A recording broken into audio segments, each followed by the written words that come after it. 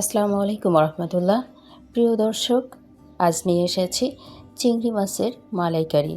খুব সহজে কিভাবে এই চিংড়ি মাছের মালাইকারিটা তৈরি করে নেবেন সেই সব কিছু থাকছে আজকের ভিডিওতে। চলুন তবে এই চিংড়ি মাছের মালাইকারি তৈরির মূল প্রস্তুত প্রণালীতে। মালাইকারি তৈরি করতে আমার লাগবে বাগদা চিংড়ি। আমি এখানে বাগদা চিংড়ি দিয়েই তৈরি করে নিয়েছি।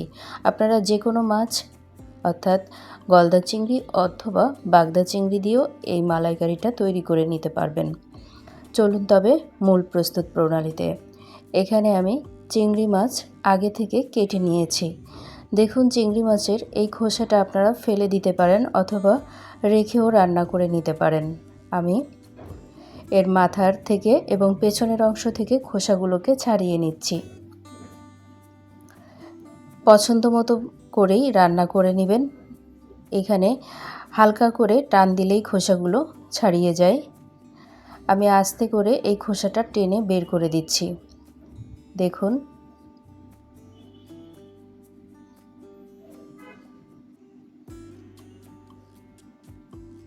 খুব সহজেই বের হয়ে যায়। পেছনের অংশ বের করে নিয়েছি এবং মাথার এই খোলসটাকেও ফেলে দিব। চাইলে আপনারা উভয়টা রেখে রান্না করে নিতে পারেন অথবা বাকি খোসাটাও ফেলে দিতে পারেন। এভাবে আমি সবগুলো মাছের মাথার অংশ এবং পেছনের অংশের খোসা ফেলে দিয়েছি। এখন এই মাছটাকে হালকা ভেজে নিব। তার জন্য দিয়ে দিচ্ছি লবণ আর হলুদ। লবণ হলুদ দিয়ে কিছু সময় এটাকে আমি ম্যারিনেট করে রাখবো। তার জন্য আগে থেকে একটু লবণ হলুদ মাখিয়ে নিচ্ছি। এই রান্নাটা আমি নারকেলের দুধ দিয়ে তৈরি করব। আমি এখানে নারকেলের দুধটা তৈরি করে নিয়েছি আগে থেকে। আপনারা চাইলে এভাবে তৈরি করে নিতে পারেন। চুলায় একটি কড়াই বসিয়ে দিয়েছি এবং তাতে দিয়ে দিচ্ছি পর্যাপ্ত পরিমাণে তেল। হালকা তেলেই এই মাছটা অল্প ভেজে নিব। দিয়ে দিচ্ছি, সামান্য লাল হয়ে গেলেই আমি মাছগুলোকে উঠিয়ে নিব। একে একে সবগুলো মাছ এভাবে দিয়ে দিচ্ছি। আমাকে দুইবার ব্যবহার করতে হবে মাছ ভাজির জন্য। অল্প করে প্রথমে ভেজে নিব, তারপর আবার পুনরায় দিয়ে ভেজে নিচ্ছি। একটা সাইড যখন হালকা লাল ভেজে নেওয়া হয়ে যাবে তখন আমি উল্টে দিব।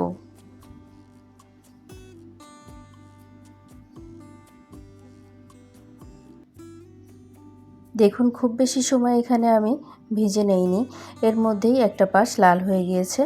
উল্টে দিচ্ছি। এভাবে সবগুলো মাছ আমি উল্টে দিয়েছি এবং সর্বোচ্চ 2 মিনিটের মতো আমি রান্না করে নিয়েছি এটাকে। এখন এই মাছগুলো আবার নামিয়ে নিয়ে পুনরায় মাছ দিয়ে একইভাবে ভেজে নিব।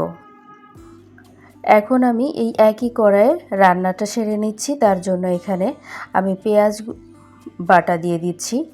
1 কাপের মতো পেঁয়াজ বেটে নিয়েছি। দিয়ে দিচ্ছি স্বাদ মতো লবণ। এ পর্যায়ে সকল গুঁড়া মশলাগুলো আমি একবারেই দিয়ে দিব। আরও দিচ্ছি এখানে হলুদ গুঁড়া হাফ চা চামচ।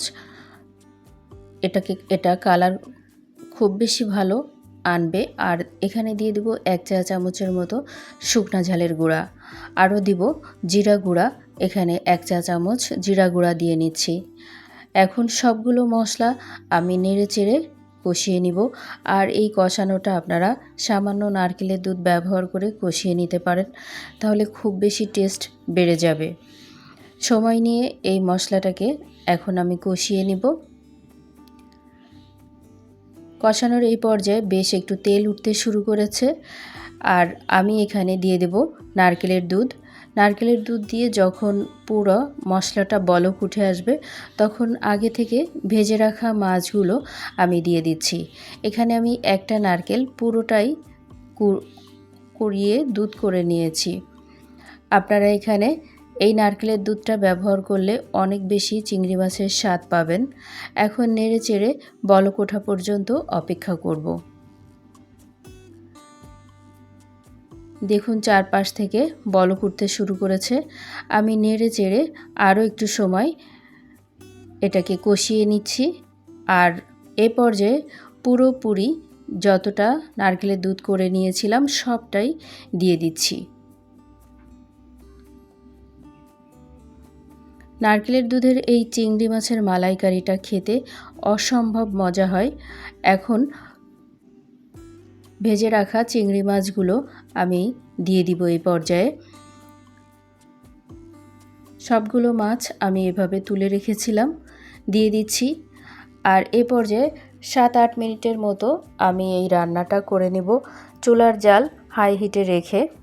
রান্নাটার এ পর্যায়ে আমি বারবার নেড়েচেড়ে দিব, নিচে যেন ধরে না যায় এ ব্যাপারটা খেয়াল রাখব। চুলার জাল হাই হিটে যেহেতু আমি নেড়েচেড়ে দিচ্ছি এবং রান্নাটা করে নিচ্ছি। এই চিংড়ি মাছের মালাইকারিটা আপনারা খুব সহজে বাসায় তৈরি করতে পারবেন এবং এটা সার্ভ করতে পারবেন পোলাও অথবা সাদা ভাতের সঙ্গে। দুইভাবেই এটা খেতে অনেক বেশি মজা হয়। দেখুন চিংড়ি মাছের ঝোলটা এ পর্যায়ে বেশ নেমে এসেছে। আরও কিছু সময় আমি রান্না করে নিব। উপরে যখন একটা তেলের আবরণ চলে আসবে তখন আমি চুলার জালটা অফ করে দিব। আমি নেড়ে চেড়ে দিচ্ছি। রান্নাটার স্বাদ বাড়ানোর জন্য আমি এখানে সামান্য গুঁড়া মশলা অর্থাৎ জিরার গুঁড়া ব্যবহার করব সবশেষে। দেখবেন তাহলে টেস্টটাও অনেক বেশি বেড়ে যাবে। নেড়ে চেড়ে দিচ্ছি এবং অপেক্ষা করছি উপরে তেল ওঠা পর্যন্ত। এ পর্যায়ে পারফেক্ট ঝোলটা চলে আসছে। আমি এখন এটাকে নামিয়ে নিব। দেখুন কত চমৎকার একটি কালার এসেছে। এখন এই রান্নাটা পরিবেশনের জন্য চলে যাচ্ছি।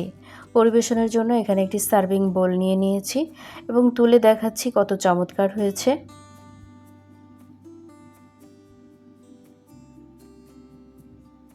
এই চিংড়ি মাছের মালাইকারিটা খেতে অসম্ভব মজা হয়েছে। আপনারা চাইলে এভাবে বাসায় একবার ট্রাই করতে পারেন, তাহলে পরিবারের সবাই অনেক বেশি পছন্দ করবে। আমি পুরো মাছটা এটাতে তুলে নিয়েছি দেখুন, আর উপর থেকে আমি একটু সাজিয়ে দিয়েছি। অসম্ভব এই মজাদার চিংড়ি মাছের মালাইকারিটা তৈরি করতে খুব বেশি সময় আমি ব্যবহার করিনি, অল্প সময়ের মাঝে তৈরি করে নিয়েছি। আশা করি আজকের এই রেসিপিটা আমার দর্শকদের কাছে অনেক বেশি ভালো লেগেছে। পরবর্তী ভিডিওর আমন্ত্রণ জানাচ্ছি এবং আমার সকল দর্শকদের সর্বাঙ্গীন সুস্থতা কামনা করে এখানেই শেষ করছি। আল্লাহ হাফেজ।